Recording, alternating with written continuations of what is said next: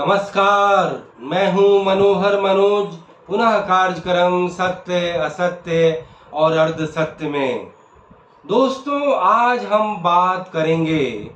भारत की लाइफलाइन कहे जाने वाली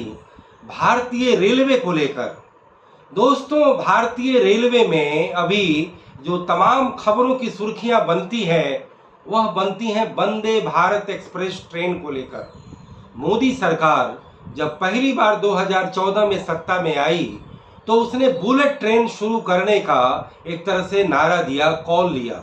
और अहमदाबाद से बंबई को लेकर जापान के सहयोग से बुलेट ट्रेन की तामीर भी की गई। यह ठीक है कि उस परियोजना के एक तरह से निर्मित होकर के उसे चालू होने में थोड़ा सा भी विलंब है, लेकिन इस बीच मोदी सरकार ने भारतीय रेलवे में नए नए तरीके के ट्रेनें इंट्रोड्यूस की।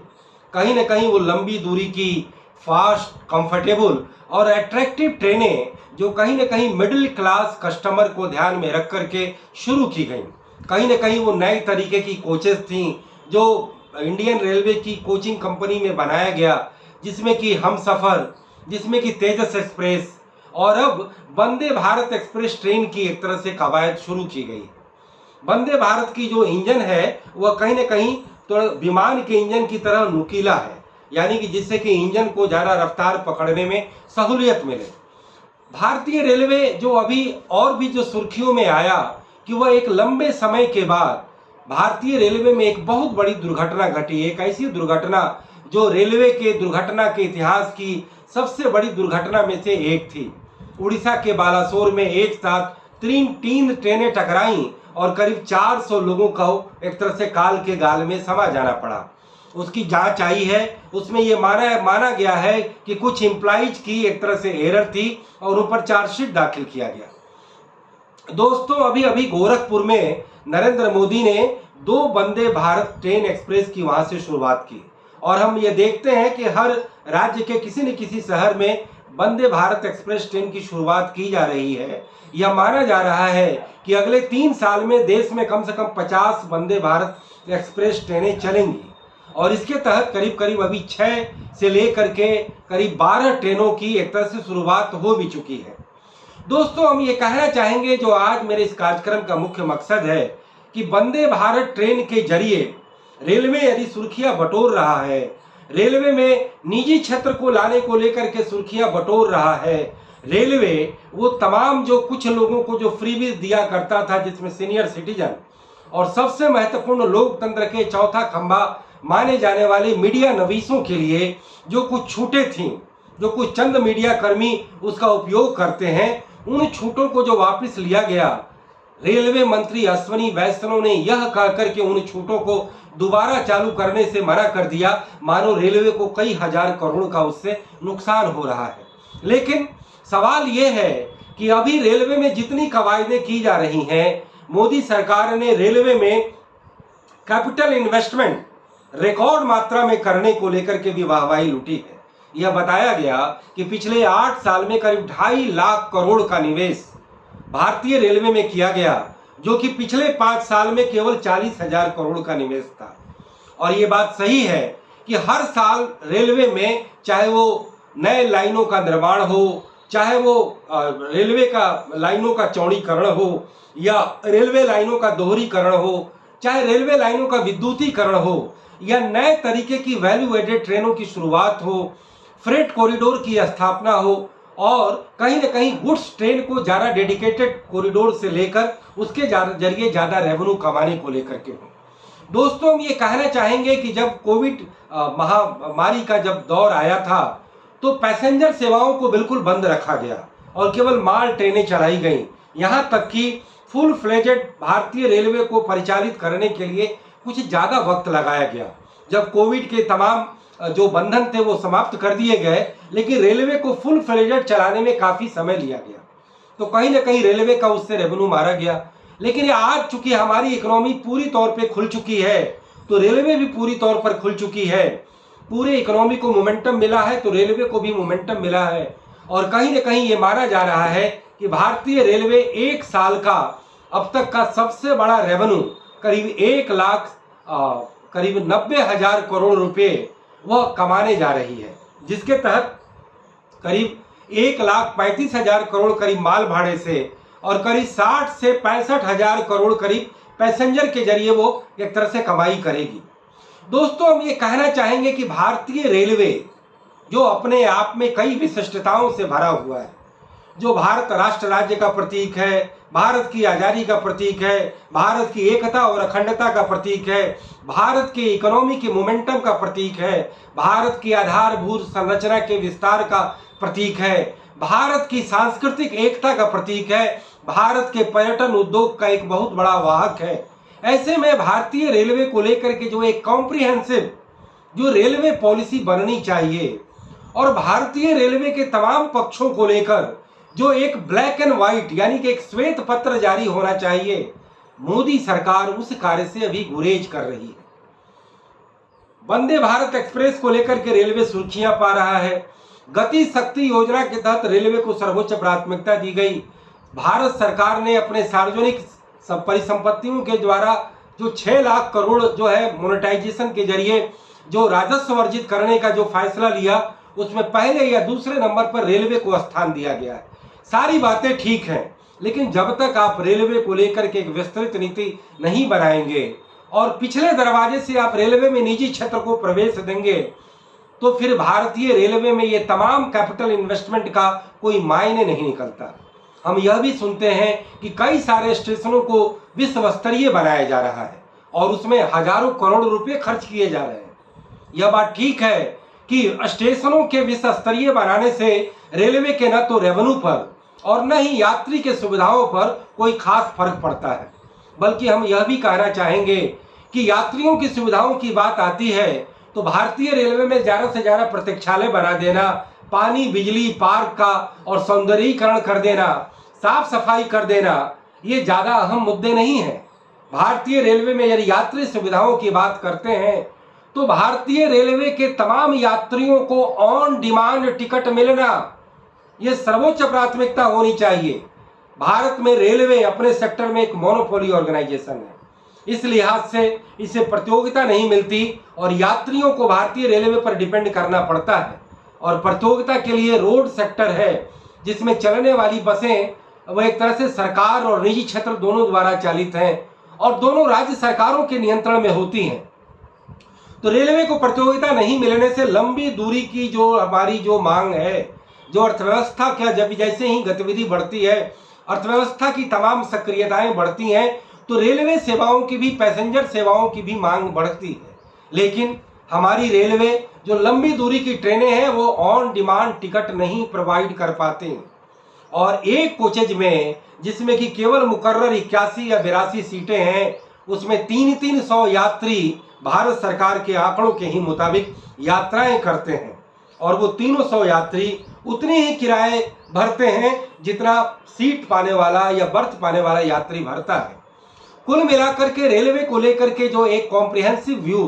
भारत सरकार का यह होना चाहिए था कि जो रेलवे ट्रैक जो आज़ादी काल में 50,000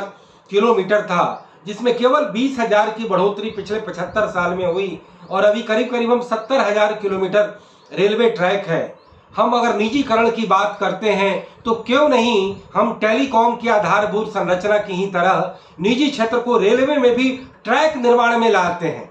और जब प्राइवेट सेक्टर और पब्लिक सेक्टर दोनों मिल करके नए रेलवे ट्रैक बिछाएंगे और जितने मौजूदा रेलवे ट्रैक हैं उनके बगल में एक पैरेलल और ट्रैक बनेगा तो देश में करीब करीब 1.5 लाख किलोमीटर नए एक तरह से पूरा ट्रैक का निर्माण होगा और फिर रेलवे की सेवाएं बढ़ेंगी, नई ट्रेनें आएंगी। मैं बात करता हूं बिहार की, जो पूरे देश का एक तरह से लेबर सप्लायर है, चाहे वो ब्लू कॉलर हो या वाइट कॉलर हो। वहां पर यदि पंजाब जाने के लिए एक अगर ट्रेन अगर जन सेवा एक्सप्रेस चलती है तो मुझे लगता है कि वह ट्रेन यदि 1 दर्जन कर दिया जाए तो तब भी वह कोई ट्रेन खाली नहीं जाएगी, सब पर पैसेंजर जाएंगे। आखिरकार ट्रेन का मतलब यह नहीं होता कि उसमें अगर 72 सीटें हैं तो उसमें 700 लोग बैठ जाएं, उसमें केवल 72 यात्री ही सफर करें और उसी के आधार पर उसका पूरा राजस्व जो है निर्धारित होता है। लेकिन तमाम ऐसी ट्रेनें हैं जिसमें भेड़ और बकरियों की तरह ठुस ठुस कर यात्री सफर करते हैं और भारतीय रेलवे इस बात का भले रोना रोता रहे कि वह एक हर यात्री पर वह केवल 50 से 57% उसका राजस्व वसूल रहा है, बाकी वह सब्सिडी पर चल रहा है या माल भाड़े की क्रॉस सब्सिडी पर चल रहा है, तो वह रोना भी एक तरह से रोना समाप्त हो जाता। जब आप ऑन डिमांड टिकट उपलब्ध कराएंगे, बर्थ उपलब्ध कराएंगे, ट्रेनें देंगे, उसके लिए जरूरी है कि आप रेलवे ट्रैक का इंफ्रास्ट्रक्चर बनाएं, उसके लिए जरूरी है कि आप प्राइवेट सेक्टर को लाएं, तो उसका किराया प्राधिकरण बनाएं कि जो सरकार अगर जो किराए लेती है वही किराया प्राइवेट को भी लेना पड़ेगा। जिस तरीके से टेलीकॉम में TRAI जो टेलीफोन के टैरिफ निर्धारित करती है, वही सरकारी BSNL भी लेती है और वही निजी क्षेत्र के जियो, एयरटेल और वोडाफोन भी लेते हैं और आइडिया भी लेती है। तो हम रेलवे में इस तरीके की रेगुलेटरी अथॉरिटी क्यों नहीं लाते? हम इस तरीके से प्राइवेट इन्वेस्टमेंट को अट्रैक्ट करने के लिए एक जो है ना पूरा प्रेजेंटेशन भारत सरकार के द्वारा क्यों नहीं लाया जाता? इन सब चीजों को करने के लिए एक रेलवे नीति लाने की जरूरत है। चूंकि रेलवे एक बहुत बड़े सेगमेंट का विषय है, रेलवे में एक सेगमेंट नहीं है। अगर हम पूरे रेलवे की बात करें तो रेलवे में पैसेंजर और माल ये दो जो है इसके मेन फ्रंट हैं, लेकिन पैसेंजर में भी कम से कम 5 तरीके की सेवाएं चलती हैं। एक राजधानी, शताब्दी और दुरंतो जैसी सेवा। अब इधर जो है हम सफर, वंदे भारत जैसी जो है सेवाएं आई हैं, तेजस एक्सप्रेस, ये एक अलग कैटेगरी है। फिर लंबी दूरी की जो है ना वो फास्ट सुपर फास्ट ट्रेनें, फिर लंबी दूरी की मेल और एक्सप्रेस ट्रेनें, फिर मध्यम दूरी की जो है ना मेल और एक्सप्रेस ट्रेनें, फिर जो है लोकल ट्रेनें, फिर जो है DMU ट्रेनें, फिर जो है आपका एक तरह से उप महानगरीय ट्रेनें। तो ये करीब 6-7 सेगमेंट है। 6-7 सेगमेंट का एक बिल्कुल साइंटिफिक तरीके से उसका एक पूरा रेवेन्यू मॉडल तैयार किया जाता। लेकिन भारत सरकार के रेलवे का सारा रेवेन्यू इस TT सिस्टम के जरिए एक तरह से समाप्त हो रहा है। प्रैक्टिकली रेलवे का मालिक सरकार नहीं, रेलवे का मालिक वह TT है, जिस TT को रेलवे के कोच का अटेंडेंट बनाया जाना चाहिए। यात्री की तमाम समस्याओं, उनके तमाम शिकायतों का हल करने का जिम्मा TT को देना चाहिए। तो उस TT को पेनाल्टी का राइट दे करके सर्वशक्तिमान बना दिया गया, जिसके वो पैसे सरकार के खाते में कम अपनी जेब में ज्यादा डालता है। बीच में बात उठी थी, मैंने खुद पीयूष गोयल से एक प्रेस कॉन्फ्रेंस में सवाल किया था कि क्यों नहीं TT को वो एक तरह से वो मशीनें दी जाती हैं जिसके जरिए वो ऑनलाइन जो है टिकट करें, लेकिन वो मशीनों केवल दिखाने के लिए होती हैं। वह एक डुप्लीकेट पर्ची का एक तरह से अपने पास रखता है और यात्रियों को बोगस पर्ची बना करके वो पैसे कमाता है। जब हम ये तय कर दें कि रेलवे के TT को पेनाल्टी लेने का अधिकार नहीं होगा, रेलवे केवल टिकट बनाएगा 10% एक्स्ट्रा चार्ज लेकर के कोचिंग के अंदर में। हम ये देखते हैं कि रेलवे महकमा किस तरीके से अपने राजस्व के प्रति असंवेदनशील है कि स्टेशनों के टिकट घर में अगर 8 खिड़कियां हैं तो उसमें 4 बंद रखी जाती हैं और केवल 4 खुलती हैं, और फिर जो है लंबी लाइनें लगती हैं। पब्लिक, अब वह दौर नहीं है कि पब्लिक फ्री में चढ़ना चाहती है, पब्लिक पैसे देने को तैयार है, लेकिन उसके लिए बर्थ अवेलेबल नहीं है, उसके लिए ट्रेन अवेलेबल नहीं है। कोई यात्री बेटिकट नहीं चलना चाहता। यदि किसी वजह से अगर वो टिकट नहीं ले पाया है तो TT को इस बात के लिए कहिए कि वह टिकट काटे केवल 10% एक्स्ट्रा चार्ज लेकर के, और वह टिकट केवल मशीन से कटना चाहिए, वह किसी पर्ची अर्ची का इस्तेमाल करके नहीं होना चाहिए। रेलवे के हर कोचेज पर इस बात की पूरी नोटिस लिख दी जानी चाहिए कि कोई भी व्यक्ति TT से पर्ची से टिकट न ले, केवल मशीनों के इस्तेमाल के जरिए टिकट ले, और कोई पेनाल्टी राइट जारी करने का अधिकार TT को नहीं देना चाहिए। मैं ये दावा करता हूं कि अगर ऐसा करती है या मेट्रो सेवाओं की तरह अगर वह टेक्नोलॉजी इंडियन रेलवे के तमाम सेवाओं में ला दी जाती है कि बिना टिकट के कोई यात्री अंदर प्रवेश न करे, तो रेलवे के लिए रेवेन्यू अर्जित करने के लिए एक विन विन सिचुएशन होता कि भ्रष्ट TT से निजात मिलती और बेटिकट यात्रियों से भी निजात मिलती और आपका राजस्व बढ़ जाता। तो कुल मिलाकर के रेलवे को वह एक नीति, वह एक